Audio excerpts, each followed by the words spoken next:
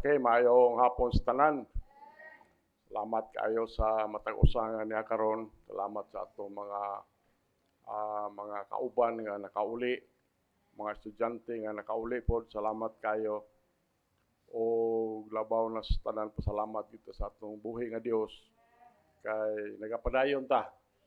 Nagapadayon ta sa atong pagsimba sa atong buhi nga Dios.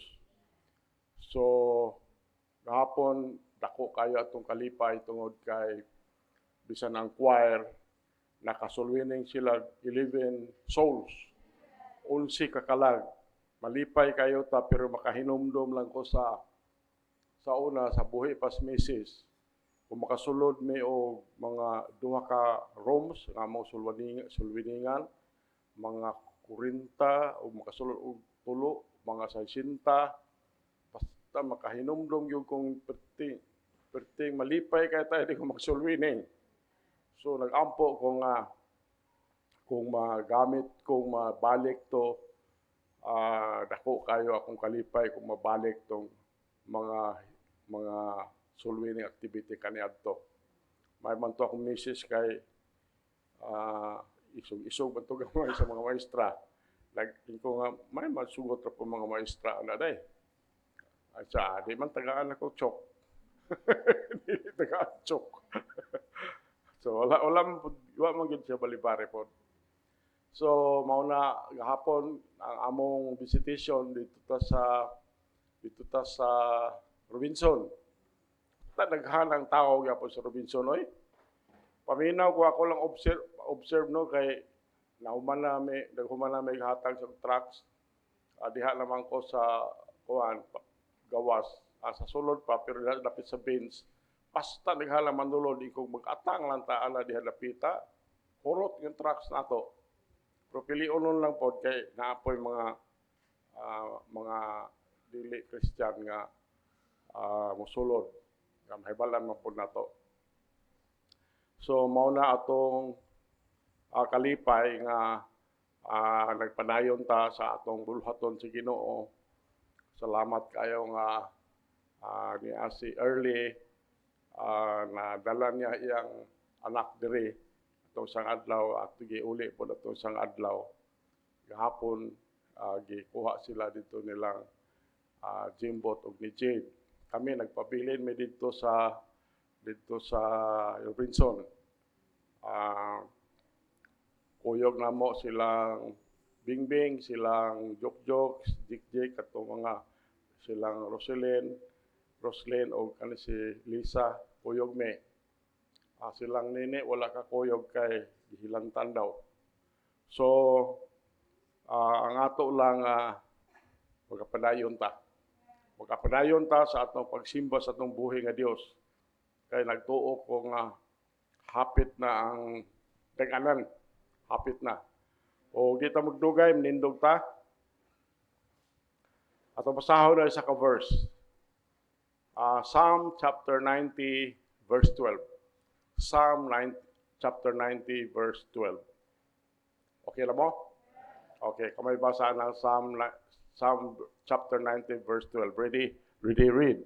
So teach us to number the days and we may apply our hearts unto wisdom. Pro na to basa. Ready, read. So teach us to number the days and we may apply our hearts unto wisdom.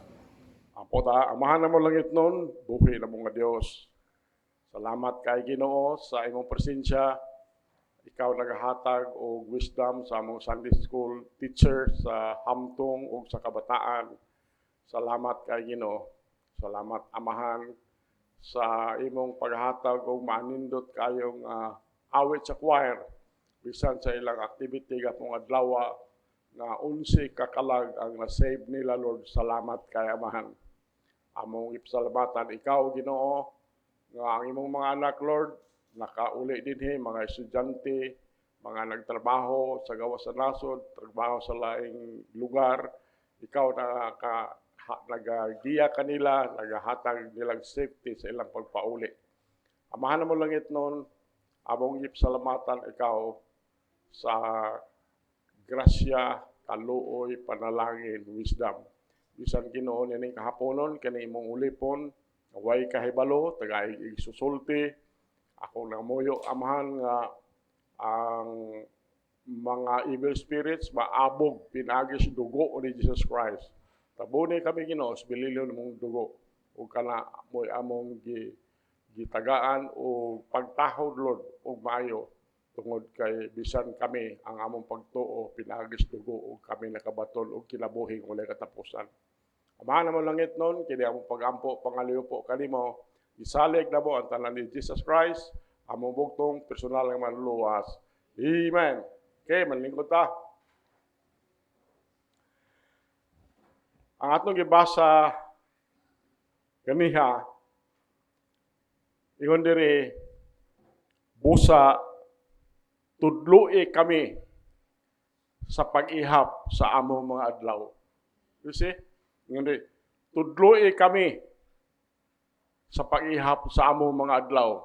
Aron kami makagamit sa among mga kasing-kasing ngadto sa kaalam. Now, kaning kasing-kasing diri, dili ni kaning heart bitaw na tong organ nga mao'y nagsuyop o magkuha sa dugo, nag-distribute sa dugo sa atong lawat, dili ni mao. Kaning kasing-kasing diri, ato aning kalag. Soul. Ang atong kalag, nadiha ang atong pagbati, nadiha ang atong will. So, mao na ang atong kalag. Mao na ingon siya diri, tudloi kami sa pag-ihap sa among mga adlaw, aron kami makagamit sa among mga kasing-kasing, sa among mga kalag, ngadto sa kaalam. Okay, so, atong mensahe karon nag-uluhan ni siya, the conclusion of the year. The conclusion of the year-end audit. Conversant kay ko ani nga message tungod kay auditor ko. Sige, 36 years nga nag-audit. So mao ni ang atong mensahe karon, the conclusion of the year, ang katapusan sa tuig o kinahanglan ay audit nining katapusan nga tuig. So ang audit daghang klase, mahibalo na karon in the process. Now, maingon nato nga ang kampana mitingog na alang sa panahon. The bell tolls for time. Now, mga hinigugma ko diha ni Kristo, ang relo niining tuiga, maingon nato nga mi wind na ba paingon sa ubos. Kanang kadaghanan nga mo tanom mo katay paingon mas taas. Pero ang time karon kaning atong relo karon mikatay na paubos. Paubos na. In a few short days, ilan na lang kadlaw? Tulo na lang siguro? Tulo kadlaw o upat ba? O tulo. In a few short days, mga tulo o upat kadlaw, kita magabarog na diha sa tugkaral sa bag-ong tuig. We shall stand upon the threshold of a new year. So, this turning point is not merely a secular holiday. Kani nga mga tuyok sa panahon, dili lang ni kay secular holiday. Abin mo, usa kini ka maligdong spiritual milestone.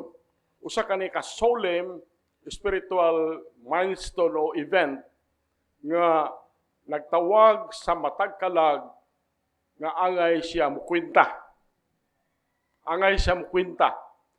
It is a solemn spiritual milestone that calls every soul to account. Siguro kita tanan, we have spent 365 days of the precious gift of God. Hapit na mapuno, hapit na mahuman ang 365 days. Kanang 365 days, no? Mga maingon ba yan na nato nga mga bililhon na nga gasa sa Dios nato na mga adlaw. It is a measure of life that is now passed into history. Mao na ang sukdanan sa kinabuhi nga milabay na makaingon na lang tag sugilano na lang na sa atong kinabuhi kanang hilabay. We cannot recall single wasted moment. Dili nato ba mapabalik bisan usa ka single wasted moment, nor we can correct any single careless word. Dili nato na mapabalik ang mga nausik natong mga panahon. Dili nato na makoreksyonan ang usa ka wala matagad nga mga pulong. Ang question nga nasa atong atubangan karon nining kahaponon ingon diri, si Moses ani nagsulat. Forth by Moses. Nahibalo man ta si Moses, usa ka tawo nga naa sa kasing-kasing sa Dios. Mao na ang atong text karon, sentro ni sa usa ka tawo nga giluwas sa Ginoo. Sentro ni. So ingon siya, so teach us to number our days that we may apply our hearts unto wisdom. So busa tudloi kami sa pag-ihap sa among mga adlaw aron kami makagamit sa among mga kasing-kasing ngadto sa kaalam. The end of the year, ang katapusan aning tuiga, calls us, nagtawag ka natong tanan, apel ko, to perform a spiritual audit ilalom aning tulo ka importante kayo nga mga uluhan. The end of the year calls us to perform a spiritual audit under three vital headings. Number 1, the finitude of man. Ang limitado nga tao. Ang tao limitado. The finitude of man, maunang ingon diri, numbering our days. Number 2, the imperative of life, ang gikinahanglan sa kinabuhi, applying our hearts. Katulo, the measure of time, ang pagsukod sa panahon that is looking to eternity. Mauna, balikon.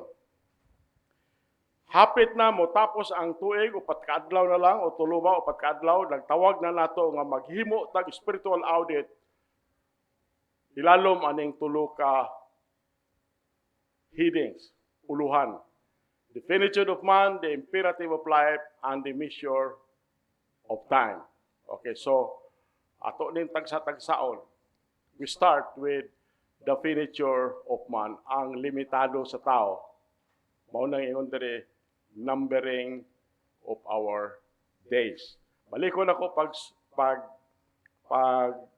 basa katong atong ibasa ganiha, ingon diri, so teach us to number our days that we may apply our hearts unto wisdom. Ingon diri, busa tudloi kami sa pag-ihap sa among mga adlaw aron kami makagamit sa among mga kasing-kasing ngadto sa kaalam.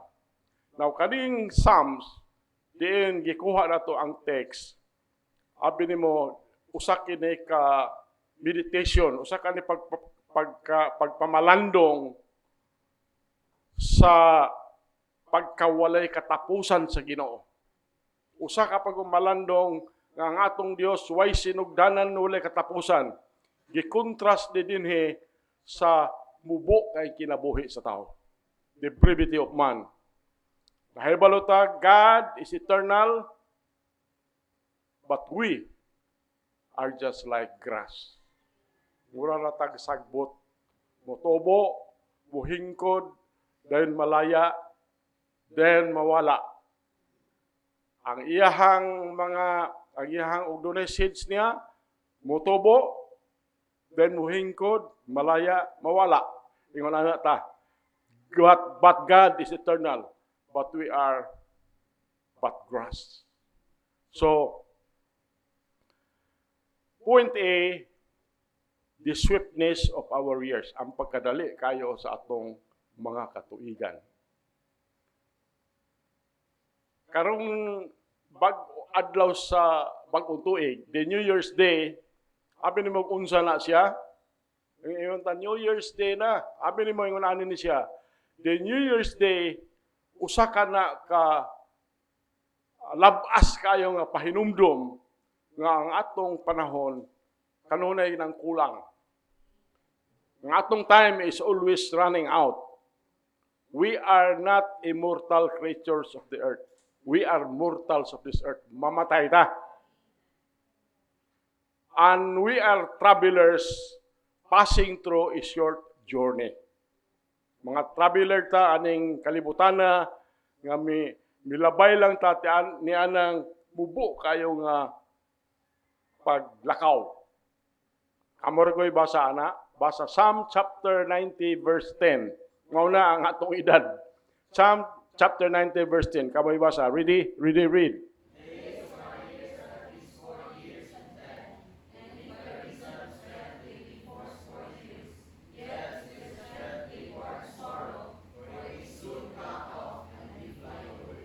Thank you. Ingon din ni, ingon ang salmista, ang mga adlaw sa among katuigan kan uman og napulo si tinta. Kan uman og napulo. Og kon tungod sa hinungdan sa kusog, sila mahimong kawaluan katuig. So mahimo na pong 80. Sa mga 80. Ingon din og kung tungod sa hinungdan sa kusog, sila mahimong kawaluan katuig. Sa gihapon, ang ilang kusog, paghago o kaguol, kay kini sa madali maputol o kami manlupad palayo. Mao na ang atong edad. So, ang niaging mga katuigan, makagibati ta nga murag taas na biya to. Taas ba to ang atong pagbati atong miaging mga tuig. Pero it is short in the recalling. Mubo ra ka ito ko atong hinumduman. Mubo ra ka itong hinumduman. It flew away. So, if we are taught to number our days, kung gitudluan ta nga ihapon natong atong mga adlaw, we must acknowledge that life is not a guarantee. Kinahanglan mo ilata nga ang kinabuhi dili na garantiya. It is only a momentary gift. Gamay lang gasa na sa gamay nga panahon. Ingon ana kadali ang atong mga katuigan. The swiftness of years. Point B, the need for divine teaching. Ang gikinahanglan nga dunay langit nun nga pagtudlo. Obserbare nga si Moses, wala man siya musulti nga we will number our days. Wala siya musulti si Moses. Ingon si Moses, teach us to number our days. Muna ingon ni Moses, because tungod kay kita by nature are terrible accountants of time. Kita by nature, terrible kay itang muihap sa atong mga time. Yun ani ang atong pag-ihap, mga auditing term ni siya. We overestimate how much we have left. Ma-overestimate na to o pila ang atong nabilin. And we underestimate how much we waste. I-underestimate na to o pila ang atong nausik. We need the Holy Spirit to soberly remind us of the brevity of life so that we might not live as a foolish. Balikon ako. We overestimate how much we have left and we underestimate how much we waste. We need the Holy Spirit to soberly remind us of the brevity of life so that we might not live as a foolish. Magkinabuhi ta nga, di ta magkinabuhi murag buang ba. Pasahon na to na Luke 12 19 to 20. Verse 19, kamoy basa ala. Ready read.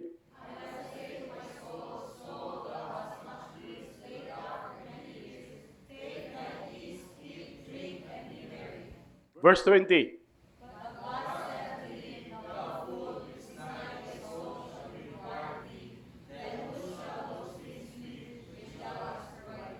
Thank you. Maunang tawhana ingon ang tao. Og ako mo ingon sa akong kalag. Atong kasing-kasing ganiha atong gisgutan. Kalag na siya. Og ako mo ingon sa akong kalag.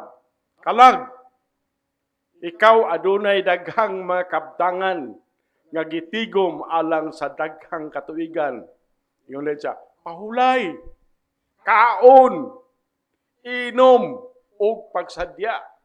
Verse 20, ingon din, apan ang Dios, maingon ngadto kaniya, buang ka, niining gabiuna, ang imong kalag pagkakuhaon gikan kanimo. Ngan, kang kinsa man kadtong mga butanga nga imong gikatagana. You see? So, if we are numbering our days, we are confronting the truth of our mortality. Kung kita gitudluan nga atong ihapon ang atong mga adlaw, nag-atubang tas kamatuoran nga kita mortal ta, mamatay ra gyud ta gihapon. Which is the first step toward true wisdom.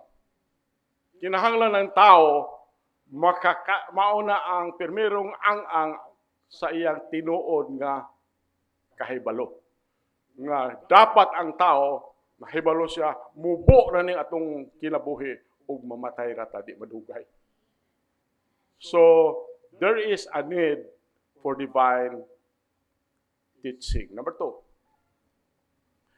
the imperative of life, applying our hearts.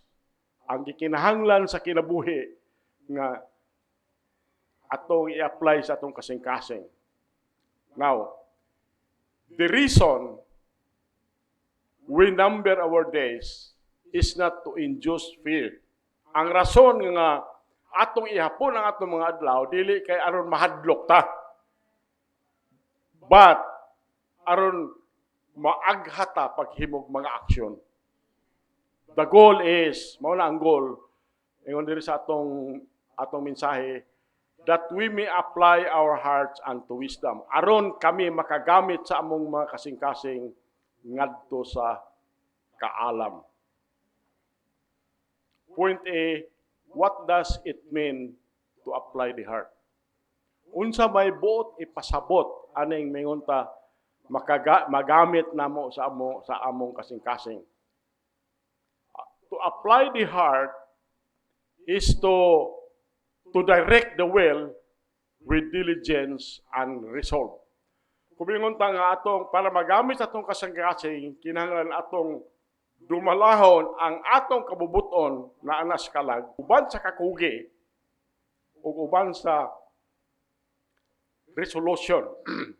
Nahibalo man ta nga ang atong kasing-kasing mao na ang tinubdan sa isyu sa kinabuhi. Our heart is the source of life issues. Proverbs 4:23. Kaboy basa ng Proverbs 4:23. Read.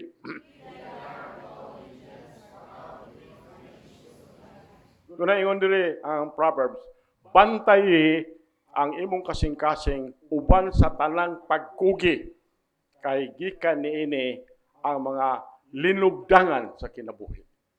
Muna ingon sa Proverbs. So, to apply it to wisdom means to use our limited time on earth for things of eternal value. Balikon ako. To apply it to wisdom, ang buot pasabot ana is gamito nato ang limited time nato nga dinis kalibutan sa mga butang with eternal value.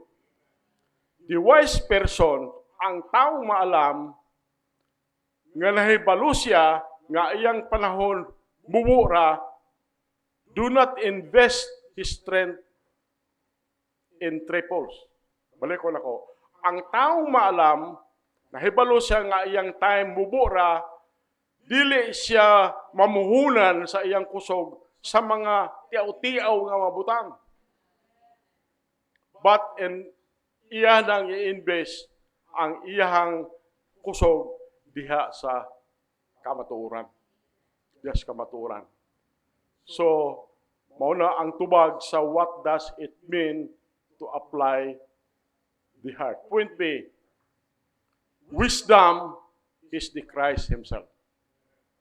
Wisdom is Christ Himself. True biblical wisdom is not merely intellectual knowledge. It is Jesus Christ. Mauna gisulti ni Apostle Paul sa 1 Corinthians 1:30. Kamoy basa na 1 Corinthians 1:30. Read.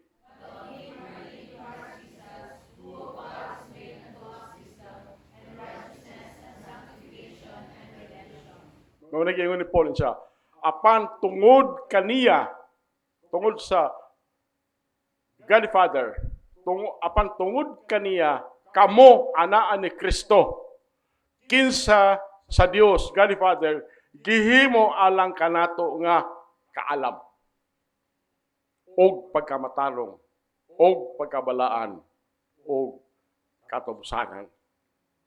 So, the wisdom is Christ Himself. Okay. To apply your heart to wisdom, therefore, is to apply your heart to Christ. It means asking these questions about the year past. Ang ato kunong pangutan-on, ang atong kaugalingon sa tuig nga miagi. Mauna ang pangutana, where did I fail to pursue Christ's righteousness? Asa man ka napakyas pag-angko nimo sa pagkamatalong ni Jesus Christ. Sa to pa, siguro, nabugnaw ka, wa ka ganahi, wa ka mudawat ni Jesus Christ. Mauna pangutana, where did I fail to pursue Christ's righteousness? Number 2, where did I neglect the work of Christ? Sanctification. That is about repentance. Number 3, how can I better glorify Christ in the year to come? So, the wise man uses time to secure eternity by deepening his relationship with Christ. Akong balikon. Ang taong maalam, gamiton niya ang iyang panahon nga makuha niya ang kinabuhing walay katapusan, then iyabang palawman ang iyang relationship ngadto with Jesus Christ. But this is a question sa past year nato. Kung wala na nimo nahimo atong past year, then part of our audit na siya. Part of our audit. Number 3, the measure of time. Ang measure of time is looking to eternity. Mabasa nato na dire Ephesians 5:16. Kamoy basa ng Ephesians 5:16. Read. Mga ingon siya nga nagatubo sa panahon tungod kay ang mga adlaw dautan. So, as we conclude this year, nga atong tapuson ning tuiga, our final perspective must be eternal.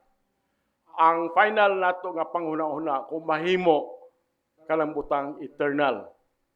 We must look at the time we have spent through the lens of everlasting life.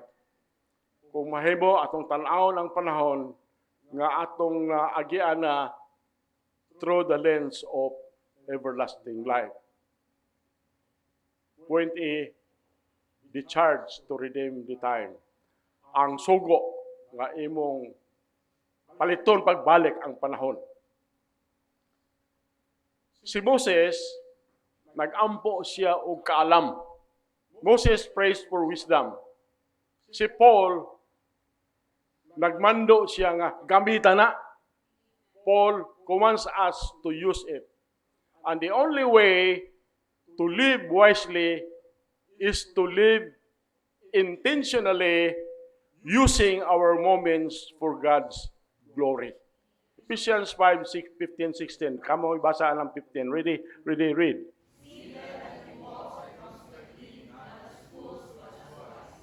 Verse 16, go. So, mawala rin ingon sa 15, ingon sa 15. Unya, tanawa, nga kamo maglakaw nga mabinantayon. Dili ingon sa mga buang, apan ingon sa mga maalamon. Verse 16, nga nagatubos sa panahon tungod kay ang mga adlaw dautan. Mo lang gisulti ni Paul. So, to redeem the time is to buy back. Paliton pagbalik. So, to redeem the time is to buy back moments that would otherwise be wasted on worldly pursuit. So, kanang atong paliton pagbalik, ang buot pasabot na kanang redeem the time is atong paliton pagbalik, katong mga moment, katong mga time nga nausik ba nato sa pagpadayon o mga worldly nga mga butang. Dayon mag-invest nato in the kingdom of God. Unsa man yung mga butang nga diin ta mag-invest nga dunay eternal value. For example, every act of prayer na eternal value na. So, mag-ampo ka sa imong balay, mag-ampo ta sa itong balay, muanhi ka diri Wednesday kung makaari ka, kay daghan tag iampo. Naay eternal value na. Every moment of service, naay eternal value na. Ang uban diri, hago kayo, nag-practice o choir. Hago kayo, nag-soul-winning sila. Hago kayo, mag-awit sa choir. Pero doon na eternal value na. Doon na rewards na in heaven. Doon na mga ganti sa langit. So, every piso given, ang imong gihatag aning para sa gastuhan aning church, na ay eternal value na. Every word of witness. Ako dili na ko moingon nga pag soul winning mo, i-share ninyo ang gospel, di na ko musulti ana. Ang akong isulti ninyo, ihatag na lang ninyo ang gospel. Unsa man ang gospel? 1 Corinthians 15, 1-4. Ihatag na lang na. Kung ma-explain mo, explain. Pero ako, dili na ko musulti nga, i-share na ninyo kay mag-problema pa mo kung saan pag-explain. Ihatag lang na. Doon na eternal value na. Every word of witness, doon na eternal value. Doon na eternal dividends ngadto sa kinabuhi nga giluwas sa Ginoo. So yun lang kanira na dili kaning ato ba? Dili lang ta kay just save. Kung mahimo, just save, nalipay ka ang Ginoo, nalipay ta nga naluwas ka. Pero dili lang unta ng just save. Just save and serve. Mag-alagad ta sa Ginoo. Kay sa atong pag-alagad sa Ginoo, doon na siya ay dividend. Doon ay dividendo. Doon ay dividends na. Doon na eternal value na ang mga butanga. Point B, the final audit. Ang final audit. Now, when the clock strikes its final hour for this year, sa panahon nga ang oras mo strike na sa final hour for this year, alas 12 sa gabi.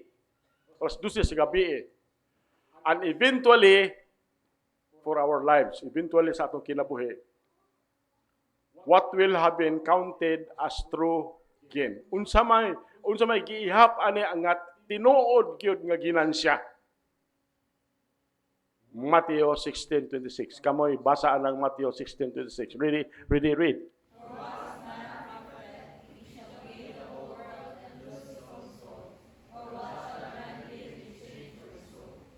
Muna tinuod yun nga final audit sa atong kinabuhi ingon diri. Kay unsa ang maginansya sa usa ka tawo kung siya makaangkon sa tibuok kalibutan ug mawad-an sa iyang kaugalingon nga kalag. Ug unsa man ang ikahatag sa usa ka tawo bugti sa iyang kalag. Mao na ang final audit. So, let us not look back on the past year and find we have merely been busy acquiring temporal treasures while neglecting the eternal wealth provided in Christ. Our time, whether it be a day or a decade, must be used to secure that which cannot be lost. Kadi gyud mawala.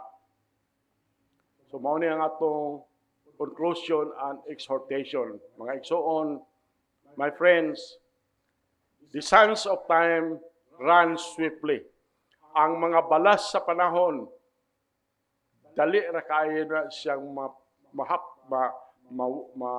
mabanlas sa tubig. Tuguti nga kaning moabot nga tuig. Mahimo unta ng gamhanan kay nga trumpet nga mutawag sa matag kalag. If you are not yet redeemed, kung wala pa ka ma-save, there is no greater waste of time than waiting another day to place your faith in the Lord Jesus Christ. Kung wala pa ka ma-save, ayaw nag-usik-usiki ang mga panahon, magsapaghulat o laing adlaw pa nga mutuo ka ni Jesus Christ. Today is the day of salvation. Your soul may be required of you this very night. Kung di kasi, basig mamatay ka niya gabi, di wa kahadlo ka. For those of us who believe, sa mga saved na, for those of us who believe, let us use this moment to make new, genuine resolutions guided by the wisdom of the Spirit. Mauna ang number 1 natong exhortation. Resolve to be more diligent in the Word. Resolve nga kugihan gyud nato basa ng pulong sa Dios. Resolve to be more persistent in prayer. Panikamuti nga magkanunay gyud ta magampo. Then resolve to be more active in service and witness or soul winning. Akong balikon na akong istorya ganiha. Dili na ko mosulti ninyo nga i-share ang gospel. Ang akong isulti ninyo, ihatag lang ang gospel. Ihatag lang ang gospel. Ang gospel mao lang 1 Corinthians 15:1-4. So as the year closes, let us pray together the prayer of the psalmist. So may prayer sa psalmist, ingon dito, so teach us to number our days, that we may apply our hearts unto wisdom. Sa busa, tudloy kami sa pag-ihap sa among mga adlaw, aron kami makagamit sa among mga kasing-kasing ngadto sa kaalam. O hinaot pa nga kani nga kaalam mo ni mudala nato to a greater joy in Jesus Christ, which is the Alpha and the Omega. Nindog ta mga puta. Mahana mo lang ito, buhi ng mga Diyos. Salamat kayo sa imong mensahe ng katapusang katapusang katuigan, Lord. Ako gipangamuyo, amahan, nga kini nga mensahe, mulugdang ni sa among kasing-kasing ning panahon na. Kung ipangamuyo ang matag isa, you can sit it down there, you can kneel, you can come to the altar, talk to the Lord. Hinuktuke ko ang nangaging katuigan sa mong kinabuhi. Auditi na siya. Then after that, maghimo tag resolution atong buhaton sa tuig nga moabot 2026. Let us do it. Amahan na mga light nun, buhi ng mga Diyos. Ang imong mga anak, amahan na sa ilang tasatag sa kalingkuranan ng uban nagalingkod, uban nagaluhod. Wala ko kahibalo sa unsay ilahang istorya diha kanimo amahan. Apan isip nga imong gitugyanan ini nga church. Nga muyo ko amahan nga ikaw nga among Dios nga makagagahom, magpanalangin sa matag usa ug magbantay sa matag usa. Kaduha amahan, nga muyo ko kanimo Ginoo. Diyos the entire universe. Maghimo ang imong naong nga magsidlak nga na sa matag usa ug magmatagayaon sa grasya nga na sa matag usa. Kung ipangamuyo kanimo Ginoo nga ikaw magmaya sa nga ang imong dagway magmaya nga na sa matag usa ug muhatag sa matag usa og kalinaw. Amahaning katapusan mga adlaw lig-una ang pagtuo sa imong mga anak, Lord. Nga kanungnay gud mi nga magahatag og pasidungog diha kanimo amahan. Isip Dios nga nagpaagas og dugo alang kanamo ug ang among angay ibayad kanimo amahan sa bilihon nimong dugo mao ang pag-alagad kanimo nga mga butang nga dunay eternal value. Amahan, kinamong pagampo pangaliw po kanimo ang tanan niini amo nang gisalig sa mahal nga ngalan ni Jesus Christ. Among bugtong personal manluwas. Amen. Okay? Okay, last pagtapos, ako hangyon na matagusa, let's all rise. Ito ang yun, itong song leader, alang sa our last song. And after the singing, ako hangyon si Brother Jimbot, alang sa pagampo, no, for our closing prayer. And as we end our service, mag-out kita. We're going to sing, We Will Serve the Lord. Amen. And first stanza, ready, sing. We will serve the Lord, even when the trials come. No one can separate us from the love of God. We are more than conquerors. No one can defeat us. We are chosen generation.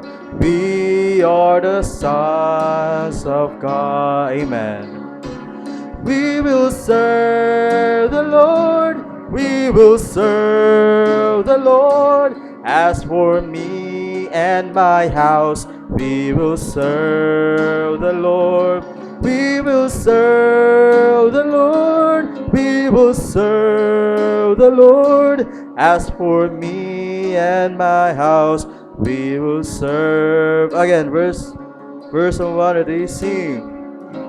We will serve the Lord, even when the trials come.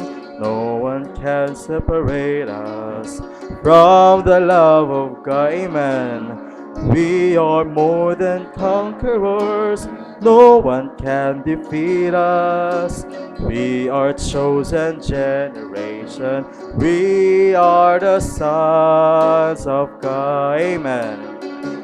We will serve the Lord. We will serve the Lord. As for me and my house, we will serve the Lord.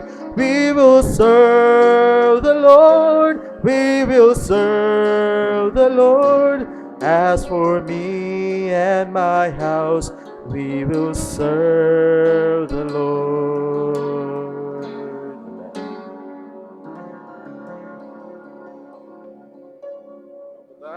Amahan lang itong Diyos, nga bala na magam sa tanan Ginoo. Lord, salamat Ginoo sa imong kaayo Ginoo sa matag sa kinabuhi.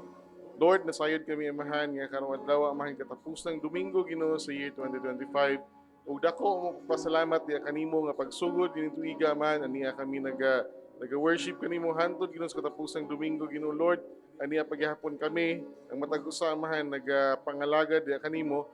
We pray dear Father nga as the new year approaches 2026, makitaan gyapon kami Ginoo nga faithful Ginoo diha kanimo and makaawit gyapon kami Ginoo sa awit na we will serve the Lord.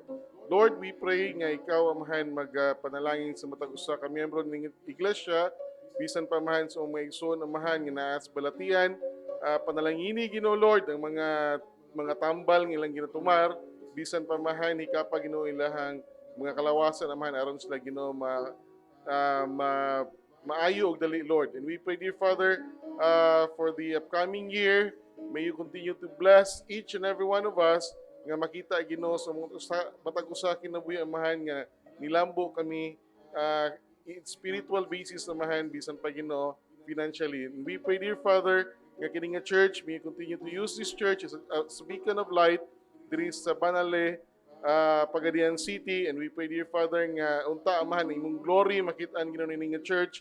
Ang imong glory, Ginoo Lord, makitaan sa matag usa kinabuhi. We pray sa tanan, Ginoo, nga naglisod, Ginoo, nga unta, Ginoo, for the upcoming year makabaton sila kaginhawanin. Guys, we pray, amen.